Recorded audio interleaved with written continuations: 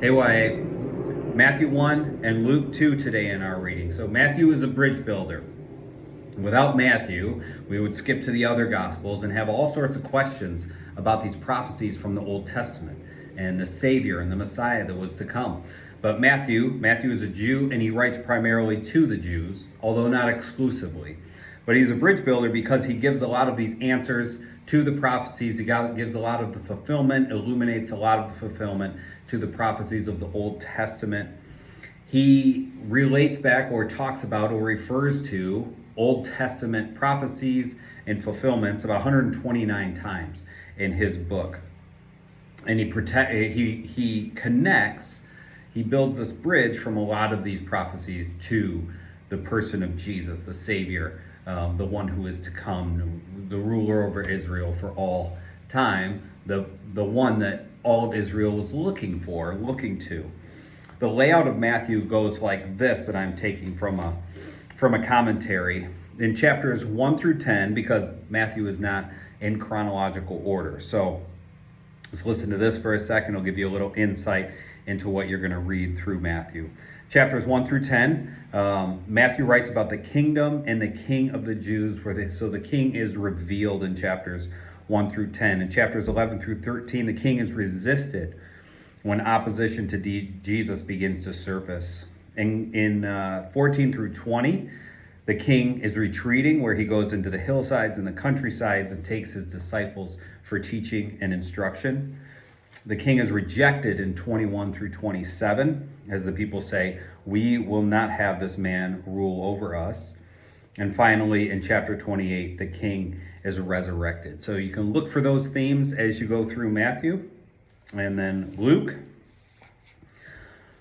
chapter 2 begins with Caesar Augustus, who his original name is Gaius Octavius, but as many of the pharaohs and the rulers of the kingdoms of this time thought of himself more as a deity than a king, and so gave himself the name Caesar Augustus, which refers to himself as more of a deity. But his decree to tax the people and make them go back to their hometowns for a census and a tax brought Mary and Joseph to the town of Bethlehem.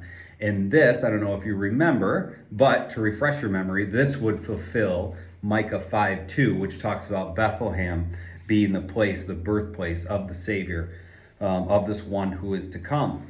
And what better place for a Savior to be born, one who would be the son of David, than in the city of David? And that would be Bethlehem. But also the one who is called the bread of life, Jesus.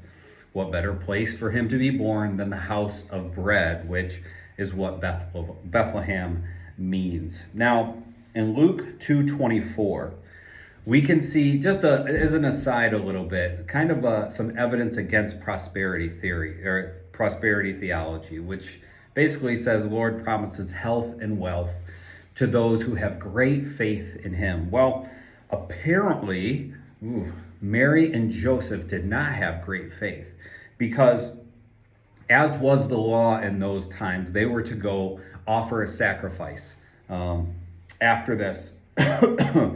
And so as they went to offer this sacrifice in Luke 2:24, we read, not that they sacrificed a lamb, which was the law, but the law also allowed that if you were very poor, you could sacrifice 2 turtle doves, or what would be young pigeons. And apparently, they didn't have enough faith to have enough money to afford a lamb at that time. So Mary and Joseph, it says, sacrificed 2 turtle doves. And I think that kind of disproves the whole prosperity theology, or at least most of it, being that I think we see that Mary and Joseph had plenty of faith for the Lord to use them in such a mighty way. So you can kind of throw that out. But in the last thing I want you to see is Jesus as a child.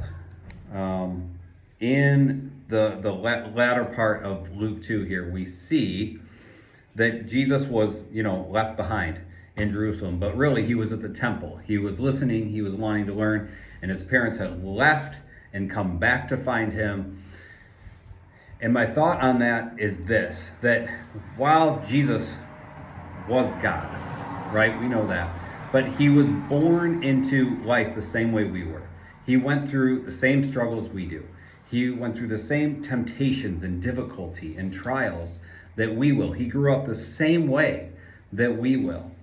But from a very young age, he had a heart for his Father. And the same can be true about us. Now, we're not going to grow up to be saviors, but we can grow up to have a deep trust in the Lord.